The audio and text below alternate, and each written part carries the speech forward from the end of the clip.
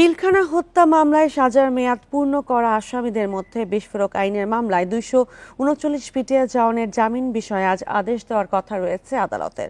এই ঈদে জামা জুতো অ্যাক্সেসরিজের ডিসকাউন্ট।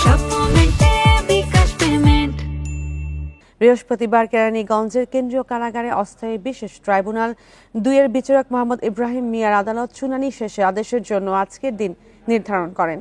এর আগে গত 19 জানুয়ারি 178 জন বিডিআর জওয়ানকে জামিন দেন একই আদালত। পরে গত 23 জানুয়ারি ঢাকার কেরানীগঞ্জ ও কাশিমপুর কারাগার থেকে কারামুক্ত হন তারা। 2009 সালের 25 ও 26 ফেব্রুয়ারি ঢাকার পিলখানায় সীমান্তরক্ষী বাহিনীর সদর দপ্তরে বিদ্রোহের ঘটনায় 57 সেনা কর্মকর্তা সহ 74 জন নিহত হন। সে ঘটনায় হত্যা ও বিস্ফোরক আইনে 2টি মামলা হয়। হত্যা মামলায় খালাস বা সাজা ভোগ শেষে বিস্ফোরক মামলার কারণে 468 জনের মুক্তি আটকে যায়।